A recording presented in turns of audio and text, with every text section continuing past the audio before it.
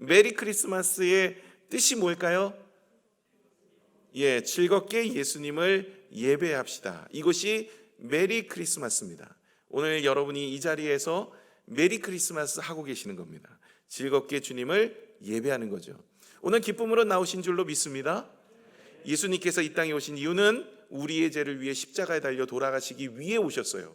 신이신 예수님께서 하늘 영광 버리시고 이 땅에 오신 이유는 우리의 죄를 위해 오셨습니다. 그리고 죽으셔서 우리를 구원의 자리로 인도하여 주셨습니다.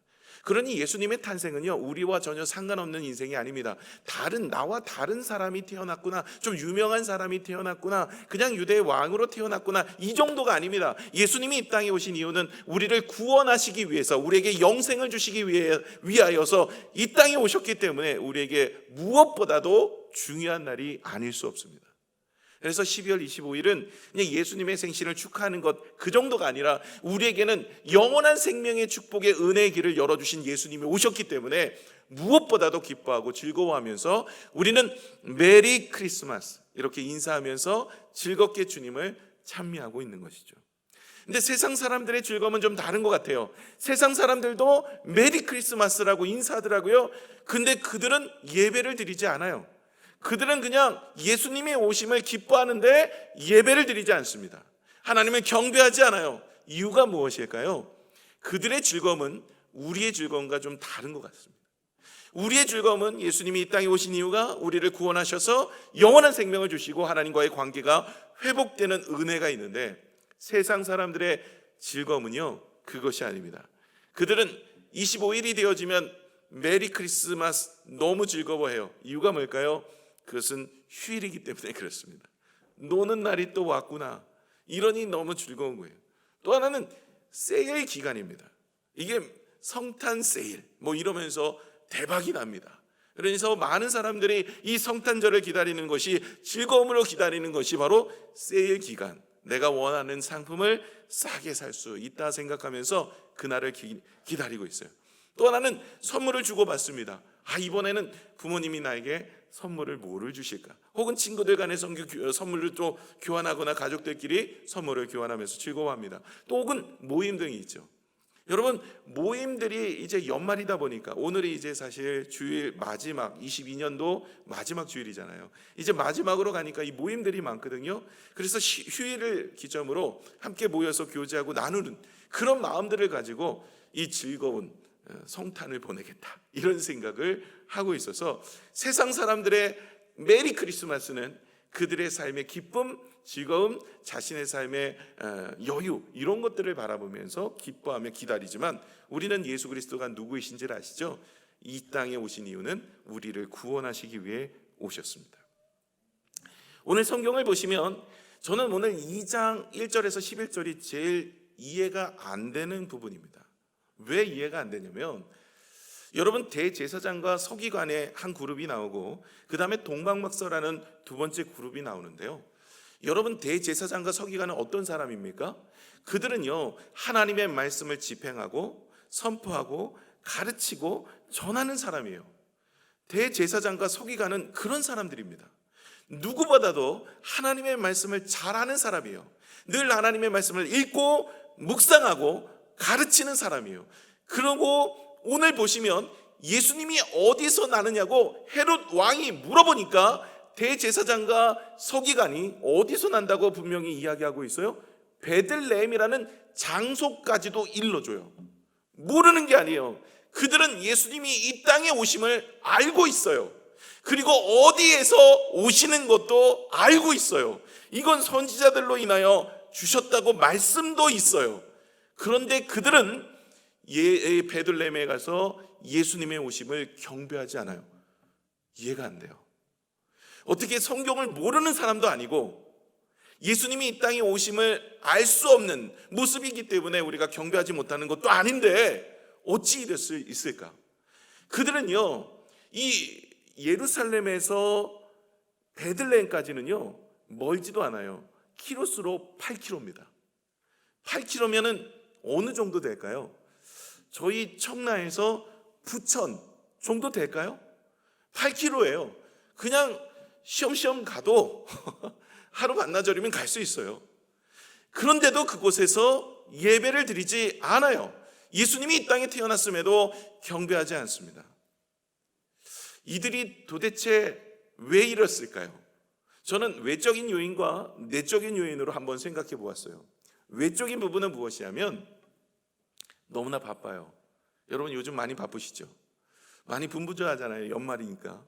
이들도 많이 바빴어요. 왜 바빴냐면 이들은 연말도 연말이지만 이 누가복음 2장 1절에서 4절에 보시면 로마의 속국이었었거든요. 그래서 이 로마의 가이사 황제가 호적을 다 해라.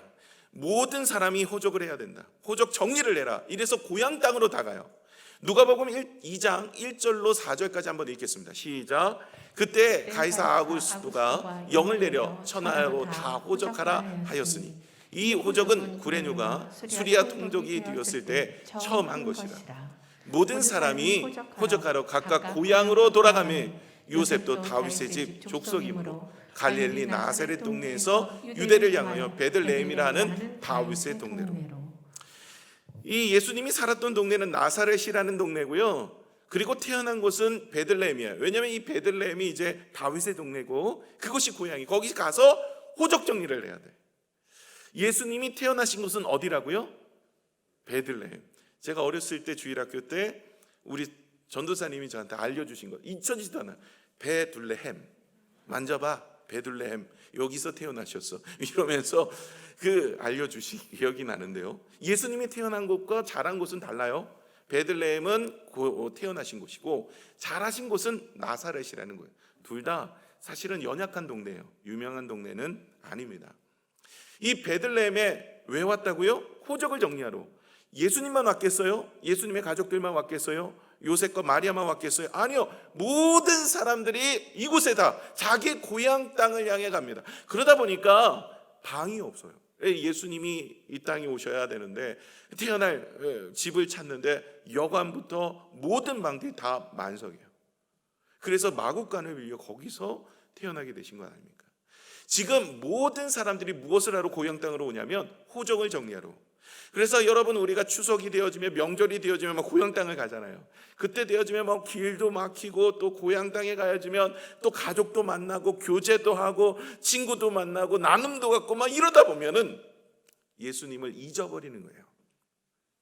오늘 외적인 요인은 이렇게 바쁜 와중에 예수님이 오신 거예요. 그러다 보니까 예수님을 경배하고자 하지 않는 거예요. 지금 분명히 베들레헴이라는 곳에 오시는 것도 이 대제사장과 서기관이 헤롯 왕이 물었을 때 일러주었어요. 그리고 동방박사들에게도 일러주어서 동방박사가 베들레헴에 가서 예수님을 경배해요. 이들은 뭐 할까요? 이들은 지금 호적 정리하고 친구들 만나고 교제를 하고 만나고 연말이니까 바쁘기도 하고 친구도 만나고 고향 땅에 오랜만에 왔잖아요. 그러니까 가족들과 교제하고 나누면서 이런저런 일들로 자신의 인생이 분주한 거예요. 어찌 보면 오늘 우리가 사는 인생도 이와 같을 수 있어요. 하나님을 예배하고 하나님을 찬미하고 하나님을 높여드려야 되는 우리의 모습이 너무 바빠요. 세상에 마음을 뺏겼어요. 내 시간이 없어요. 시간을 드리고 정성을 드릴 만한 삶이 되지 않아요. 그러면 알아도 예배치 못하는 경우가 생기게 됩니다. 내적인 요인을 살펴보면 왜 예배를 드리지 못했는가? 내적인 요인을 살펴보면 믿음이 없어요. 정말 설마 예수님이 이 땅에 오실까? 설마 메시아가 이 땅에 오실까? 생각을 하니까 이게 가서 예배를 드리기 좀 가갖고 괜히 갔다가 안 되면 어떡해? 이런 생각을 갖는 것 같아요. 그래서 이 사람들은 하나님 앞에 경배하러 나가지 않는 거예요. 성경을 읽어도 믿어지지 않는 거예요. 성경을 읽어도 기도한다고 무슨 역사가 일어나? 성경을 읽어도 이 말씀대로 산다고 하나님이 늘 우리와 동행하여 우리의 인생을 지켜줄 것 같아? 성경을 읽어도 이 말씀의 인생이 우리의 삶의 축복을 가져다 줄 수 있을 것 같아? 믿음이 없는 거예요. 말씀을 묵상하고 말씀을 가르치고 말씀을 늘 그렇게 되새기는 사람들이 이 대제사장과 서기관들이에요. 그런데도 불구하고 그들은 그 말씀을 따라 살지 않아요. 그 말씀을 지키지 않아요. 그 말씀의 내용을 따라 그들이 헌신하지도 않아요. 이유는 내 기도가 설마 들어주실까? 내 말씀, 이 말씀이 설마 내 삶 속에 일어날 것인가? 라는 부분입니다.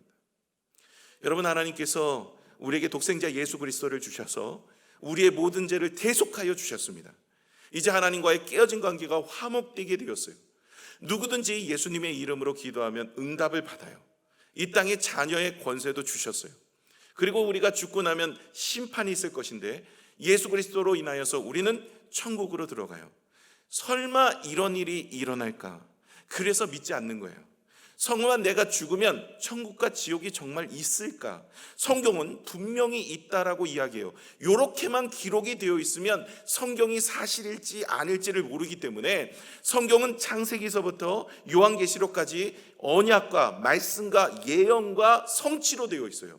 예언과 성취, 말씀하심이 이루어짐, 말씀하심이 이루어짐, 이것을 우리에게 보여주셔서 죽고 나면 누구도 간 적 없는 길이에요. 지금 살아있는 사람들 중에 죽음 이후의 삶을 가본 적이 없으니까 이걸 믿게 하기 위해서 하나님께서는 계속해서 성경을 통해서 내가 말씀한 것을 이루신다. 말씀한 걸 이루신 거예요. 오늘도 메시아가 오신 것도 말씀을 이룬 거예요. 오늘 6절부터 이 말씀이 하나님의 말씀, 선지자를 통해서 말씀하셨던 내용을 이루신 거예요. 이것을 통해서 역사의 흔적을 통해서 우리가 이제 죽고 나면 분명히 심판이 있을 것인데 죄로부터 우리 모든 사람들은 지옥으로 갈 수밖에 없는 인생인데 천국으로 갈 수 있는 은혜를 믿어야 되는 거예요. 여러분, 대제사장과 서기관 같은 믿음이라면 오늘 그거 믿지 못합니다. 설마 그런 일이 일어나겠어? 아니, 지금 선지자들이 선포했던 말씀조차도 믿지 못하여서 베들레헴에 예수님이 탄생하는, 그것도 가까이 계시는데도 불구하고 나가지 않는데 무엇을 할 수가 있겠습니까? 여러분 생각해 보세요. 왜 기도 안 할까요? 왜 기도 안 하세요? 설마 내 기도가 응답이 되겠어? 이런 생각 한번 자신한테 물어보세요. 왜 기도 안 하세요? 설마 내 기도가 응답이 될까? 이 생각이 있다니까요. 여러분 한번 내면 속에 깊이 생각해 보세요. 여러분 왜 기도를 안 하시냐면 설마 내 기도가 응답이 될까? 여러분, 우리가 하나님의 말씀을 마음에 새기고 그 말씀을 따라 믿음으로 살아가는 믿음의 성도들 되셔야 할 줄로 믿습니다. 그리고 이들이 이제는 예수님을 먼 곳에서 오서 경배를 합니다. 여러분, 이 동방박사들이 먼 곳이라면 이 동방박사들은요, 동방을 그 당시에는 바벨론으로 여겼어요. 그러니까 바벨론 지역에서부터 예루살렘까지는 상당히 먼 거리입니다. 무려 거기서 그렇게 멀리 강도의 위협과 질병의 위협과 사막의 위협과 강의 위협과 그리고 짐승의 위협들이 있을 거예요. 그 모든 것을 마다하지 않고 와서 주님 앞에 경배하는 겁니다. 그 모든 것도 마다하지 않고 주님 앞에 경배하는데 그들이 원하는 것은 아무것도 없어요. 그렇죠? 그들이 그냥 와서 예수 그리스도의 탄생을 기념하여 기뻐하고 영광을 올려드리는 그 한 가지 위에서 그들은 헌신합니다. 그들이 한번 예수님 만나서 출세해 보겠다고, 예수님 만나서 뭐 한번 나음을 얻겠다고, 예수님 만나서 뭔가를 얻어보겠다고 온 것이 아니라 오직 예수님을 찬미하고 찬양하기 위해 이 땅에 오신 거예요. 근데 성경에 보시면 예수님을 경배하기 위해, 찬양하기 위해, 전파하기 위해서 혹은 예수님 앞에 말씀을 듣고 예수님을 찬양하기 위해 주님을 찾는 사람들보다 주님 앞에 뭔가를 얻기 위해서, 배부르기 위해서, 뭔가를 채워가기 위해서 그렇게 주님을 찾는 사람들이 있습니다. 오병이어의 기적을 경험한 사람들, 이제 나의 굶주림을 채워줄 수 있는 분은 예수님. 이제 나는 굶고 살지 않아. 먹고 사는 일은 이제 예수님이 채워주실 거야. 오병이어의 기적을 경험한 사람들이 예수님이 갈릴리 바다를 건너가셨어요. 상당히 먼 길이에요. 그런데도 불구하고 그 사람들이 쫓아와요. 동방박사가 예수님을 경배하기 위해 먼 길로 마다하지 않고 온 것처럼 이들도 그 갈릴리 바다 건너편을 와요. 건너편을 찾아서 오는데 예수님이 요한복음 6장 26절에 이렇게 이야기합니다. 우리 6장 26절을 보여주실까요? 시작. 예수께서 대답하여 이르시되 내가 진실로 너에게 이르노니 너희가 나를 찾는 것은 표적을 본 까닭이 아니요 떡을 먹고 배부른 까닭이로다. 무슨 표적이요? 내가 생명의 떡으로 오신 예수 그리스도 메시아다라는 그 표적. 다시 말해 예수님이 나의 왕이시여 나의 중보자시여 나의 생명이십니다라는 그 표적을 보고 온 것이 아니라 떡을 먹고 배부른, 이제는 나에게 채워줄 나의 음식, 나의 필요, 나의 것들을 채워주기 위해 그들은 예수님을 찾아 나선 겁니다. 그러나 이 동방 박사들은요, 그런 마음이 아니었어요. 오직 주님 앞에 경배하고 찬미하는 믿음의 모습이지요. 바울은 빌립보서 3장 8절에 이렇게 고백을 합니다. 함께 읽겠습니다. 시작. 또한 모든 것을 해로 여김은 내 주 그리스도 예수를 아는 지식이 가장 고상하기 때문이라. 내가 그를 위하여 모든 것을 잃어버리고 배설물로 여김은 그리스도를 얻고. 여러분, 왜 예수님을 배설물도 자기의 모든 고상하고 모든 것들, 좋은 것들 다 버리고 예수님을 따라가십니까? 바울이 왜 예수님만을 의지합니까? 예수 그리스도를 아는 것을 힘씁니까? 그분만이 우리의 구원이시요, 그분만이 우리의 생명이시요, 그분만이 우리의 인생을 주관하실 수 있는 분이라는 것을 믿기 때문에 그렇습니다. 그리고 나에게 생명을 주시고, 영생이죠, 자녀의 권세도 주시고, 뿐만 아니라 천국의 소망도 주시는 그분이 바로 예수님이시기에 내가 이 땅에서 뭔가 많은 것을 얻지 않아도 주님 앞에 예배하고 경배하며 나아가면 하나님의 은혜입니다. 이것이죠. 저와 여러분도 오늘 이 자리에 나오셨어요. 여러분, 내가 기도한 대로 응답이 되지 않아도 괜찮습니다. 아이, 목사님, 그 무슨 말이 그렇습니까? 목사님, 내 형편 아시면서 내 형편 와보지 않으시면 그런 말 하지 마세요 라고 이야기할 수 있어요. 여러분 한번 골라보세요. 여러분, 이 땅에서 잠깐 사는 인생인데 잘 먹고 아무것도 문제없이 잘 사는 것, 원하는 것 1번, 2번은 천국에 가서 영원토록 잘 사는 것 2번. 뭐를 고르시겠어요? 예수 믿고 1번은 이 땅에서만 잘 사는 거, 2번은 저 천국에서 잘 사는 거. 뭐를 고르시겠어요? 2번 하시죠. 2번. 대부분 아니, 이 땅에 해봤자 내가 80평생 사는 건데, 뭐 100세라 해도 몇 년 더 사는 건데, 아니 그러고 나서 천국도 못 가고 지옥으로 가는 것보다 천국에서 영원토록 영생의 축복을 누리는 게 낫잖아요. 당연히 2번이죠. 욕심이 많은 사람은 1, 2번 이렇게 얘기하겠죠. 1번도 좋고 2번도 다 내 거예요, 뭐 이렇게 하겠지만은 대부분의 사람은 천국입니다. 그래서 여러분, 우리가 이 땅에서 하나님께서 주시는 축복과 은혜가 있으면 은혜죠. 그러나 그러지 못해도 천국에서 하나님의 영원한 생명, 영생에 더하는 은혜가 우리 가운데 있으면 그것은 축복입니다. 그렇기 때문에 오늘도 주님 앞에 나와 예배를 드리는데, 내가 기도가 응답이 안 돼도, 내 환경이 어려워도 힘들어도 하나님께서 저 천국에 소망을 주셨고, 뿐만 아니라 이 땅에서도 하나님이 지켜주시는 은혜도 사실은 1, 2번 이 모습도 우리의 삶 속에 더하여 주시는 은혜가 있더라는 거예요. 때로는 우리가 고난에 빠질 때도 있고 어려움이 될 때도 있습니다. 그것 또한 하나님의 섭리예요. 우리는 알 수가 없어요, 왜 나에게 고난과 어려움을 주시는지. 그러나 우리를 일깨워 주시기 위해서, 혹은 나의 삶의 모습을 통해 하나님의 영광을 돌리기 위해서 우리는 때로는 고난을 당할 때도 있습니다. 그러나 저와 여러분은 영원한 생명, 영생을 얻었고 하나님의 자녀된 권세를 받은 사람들이에요. 이제 우린 죽고 어디 갑니까? 천국 갑니다. 우리 죽고 나면 어디 가요? 천국 갑니다. 천국 가자 그러는데 얼굴 표정이 별로 안 좋아요. 지금 가자고 안 할 테니까 웃으세요. 죽고 나면 간다고요. 죽고 나면 천국 가는 것만큼 중요한 일이 뭐가 있겠습니까?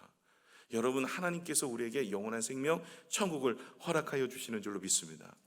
오늘 동방 박사들이 베들레헴에 찾아왔는데, 이 베들레헴이라는 동네가 사실은 연약한 동네. 그런데 거기에서 왕이 나셨다고 별이 비치는 곳이 어디예요? 마국간이에요. 여기에서 아이가 탄생한 거예요. 근데 그 아이가 이 유대의 왕이고, 그리고 우리를 구원할 자래요. 그런데도 동방 박사들이 마음이 흔들림이 없어요. 그리고 예수님을 경배합니다. 경배가 뭐예요? 엎드리고 겸손하게 자기의 모든 것을 이어놓고 찬미하는 거예요. 여러분, 이것이 동방 박사들의 믿음이에요. 말씀을 의지하고 환경 보지 않았어요. 그의 환경이 어떻게 이런 곳에서 예수님이 탄생해? 이런 곳에서 난 분이 어떻게 메시아야? 이런 곳에서 난 분이 어떻게 세상을 구원할 수 있어? 이렇게 생각하지 않았어요. 그러면 우리는 온전한 믿음을 간직할 수가 없습니다. 여러분, 예수님 당시에도요, 이런 이야기들을 많이 했어요. 야, 나사렛에서 무슨 선한 것이 나와? 이런 이야기가 성경에 나와요. 야, 나사렛에서 무슨 선한 것이 나와? 나사렛이라는 동네가 형편없는 시골 동네거든요. 거기서 무슨 메시아야? 말 같은 소리를 해야지. 이러면서 믿지 않았어요? 그러면서 또 다른 사람들이 이렇게 얘기해요. 야, 쟤 목수의 아들 아니야? 쟤 요셉 목수의 아들, 엊그제까지만 해도 우리 집 화장실 고쳤던 걔인데 무슨 쟤가 메시아야? 이렇게 말씀을 의지하지 않고 환경과 상황을 보면 하나님의 은혜 가운데 나아갈 수가 없어요. 오늘도 내 경험, 내 생각 가지고 말씀 읽으면요, 이거 말씀이 이해도 안 될 뿐만 아니라 말 같지도 않은 소리 같이 느껴져요. 이런 사람들은 진짜 믿음의 은혜 가운데 서지 못해요. 우리가 기도하면 응답을 받고 이건 믿어지지가 않는 거예요. 우리가 말씀대로 살면 하나님이 나와 늘 동행하면서 우리의 인생을 지켜주신다, 이게 내 경험상으로는 안 되는 거예요. 그래서 여러분, 우리가 하나님 앞에 기도해야 돼요. 하나님, 내게 믿음을 더하여 주옵소서. 보이는 것에 집중하지 않고 보이지 않지만 지금도 살아 역사하신 하나님을 바라보게 하여 주옵소서. 저와 여러분이 그런 믿음 안에 서는 삶이 되시기를 축복합니다. 이 동방 박사들은요, 먼 길도 마다하지 않고 왔다 그랬죠. 8km밖에 되지 않는데 이 대제사장과 서기관들은 오지 않았어요. 여러분, 우리가 이 모습을 보면서 무슨 생각을 하세요? 요즘 들어보면 이게 유튜브로 영상으로 예배를 많이 드려요.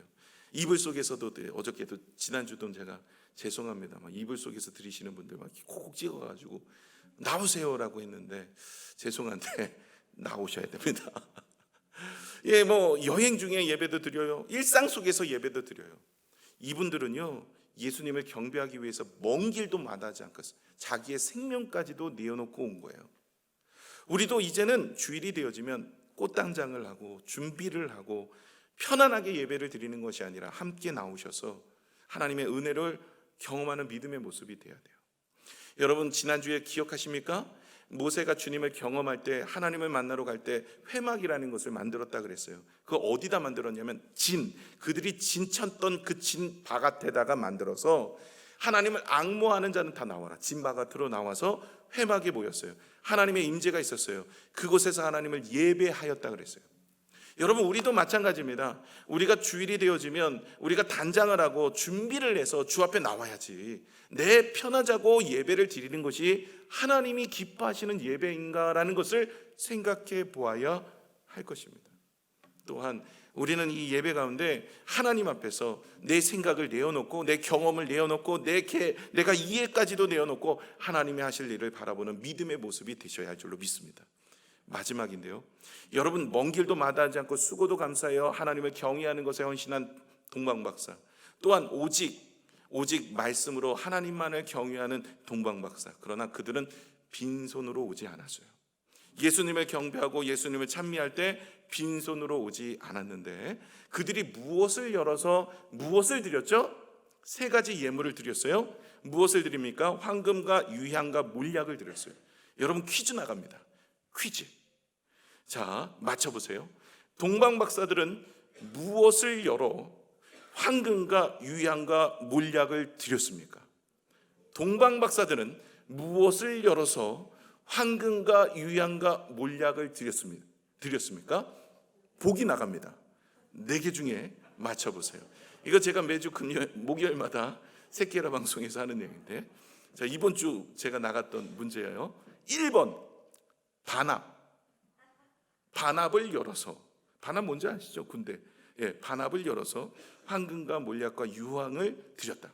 2번 홍합, 3번 찰떡궁합, 4번 보배합. 뭐예요? 보배합. 이거 문제 만드는데 힘들었어요. 안 틀리게 하려고. 이거 틀리면 안 되잖아요, 솔직히. 솔직히 생각해 보세요. 뭐 동방박사가 군인이에요. 반합을 열어요. 반합, 홍합, 찰떡궁합, 보배합. 누가 봐도 그냥 4번이죠. 이걸 틀리는 분이 있어. 이거를 그분 무교인데 1번 반합. 제가 반합을 열어서 이거는 처음 많이 빵 터졌어요, 제가. 여러분, 마태복음 2장 11절에 뭐라고 되어 있습니까? 우리 같이 한번 읽어볼게요. 시작. 집에 들어가 아기와 그의 어머니 마리아가 함께 있는 것을 보고 엎드려 아기께 경배하고 보배 합을 열어 황금과 유향과 몰약을 예물로 드리니라. 보배 합을 열어서 황금, 유향, 몰약을 드리게 됩니다. 여러분, 이 3가지 예물이 이들의 신앙의 고백을 하고 있는 거예요.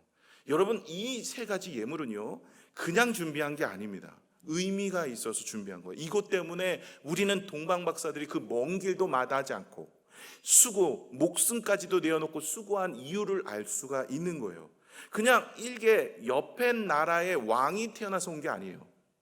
그냥 유명한 사람이 태어나고 그것 때문에 온 게 아니에요. 이분들이 이 세 가지 드렸던 내용이 그 믿음의 신앙의 고백이 들어가 있는 내용이에요. 왜냐하면 첫 번째, 황금을 드렸어요. 당시의 황금은요, 왕을 만나러 갈 때 꼭 가지고 가야 되는 게 황금이래요. 왕을 만나려면. 그러면 황금을 드렸다라는 건 뭐예요? 왕을 만나러 가는 거예요. 이분들은 만왕의 왕이신 예수 그리스도를 만나기 위해 가고 계시는 거예요. 다시 말해 우리의 인생도 오늘도 예배를 드리지만 우리의 주인이신 만왕의 왕이신 세상을 창조하고 주관하신 분이 누구입니까? 하나님. 그 고백 앞에 예배하고 참여하는 믿음의 모습이 있어야 돼요. 오늘 이 동방 박사들은 그 마음으로 주님 앞에 나와서 예배를 드리고 있는 거예요. 두 번째, 유향. 유향은요, 향기가 좋은 유향은 성전 예배와 성전 희생제를 드릴 때 쓰여지는 것입니다. 여러분 예배를 드릴 때 사용하는데, 여러분 예배를 누가 집도해요? 제사장. 여러분 제사장의 임무가 뭡니까? 인간이 하나님께 나아갈 때 그 길을 열어주는 게 제사장이에요. 제사장을 라틴어로 폰티펙스라고 하는데, 이 다리를 세우는 자란 뜻이에요. 다리를 세우는 자. 누구와? 인간과 하나님을 다리를 세우는 자. 다시 말해 유향을 드렸다. 이 얘기는 뭡니까? 하나님과 인간의 다리를 놓는 분이 누구이시냐면 예수 그리스도. 이분이 만왕의 왕이실 뿐만 아니라 영원한 중보자이시고 대제사장이시며 우리의 모든 죄를 대속하여 십자가에 달려 돌아가셔서 우리를 구원하실 분이라는 믿음의 고백이 두 번째 들어가 있는 거예요. 그리고 세 번째가 몰약이에요. 이 몰약은 시체에 바르는 약이에요. 이건 부패 방지예요. 여러분 왜 지금 태어나자마자 몰약을 드립니까? 이유는 이분이 이제 십자가에 달려 죽으셔서 우리를 위해 구속하여 주시는 은혜를 생각하며 드리는 거예요. 다시 말해 동방박사 세 사람이 들은 이 예물들은요, 그들의 신앙의 고백입니다. 만왕의 왕으로 오신 예수님, 나의 영원한 중보자 되신 예수님, 그리고 뿐만 아니라 나의 죄를 위해 십자가에 달려 돌아가신 은혜를 생각하며 주님 앞에 나아간 거예요. 여러분 오늘 우리의 믿음도 이와 같은 믿음이어야 돼요. 예수님을 영접하며 오늘도 예배를 드리는데 우리의 마음에 만왕의 왕은 오직 하나님 예수 그리스도밖에 없습니다. 나의 영원한 중보자 되시는 분은 예수 그리스도밖에 없습니다. 그래서 오늘도 예수님의 이름으로 기도하면 기도가 응답이 되는 거예요. 예수님의 이름으로 선포하면 사단은 물러가게 되어 있어요. 예수님의 이름으로 나아가면 하나님을 만나게 되는 거예요. 예수님의 이름으로 우리가 살아가면 늘 주님이 나와 동행하며 우리의 인생을 지도하는 거예요. 예수님은 우리에게 영원한 중보자 되세요. 저 천국에서도 우리가 영원한 생명을 얻을 수 있도록 우리가 늘 믿음 안에 살고 또 천국에 갈 수 있는 중보자 되신 예수 그리스도 뿐만 아니라 우리를 위해 십자가에 달려 돌아가셔서 우리가 죽어야 되는데 우리를 위해 다 죄값을 치르시고 우리를 의롭다 인쳐주셔서 우리가 구원의 자리로 인도하여 주신 줄로 믿습니다. 이런 은혜가 저와 여러분의 삶 속에 늘 함께 하시기를 축복합니다. 기도하겠습니다.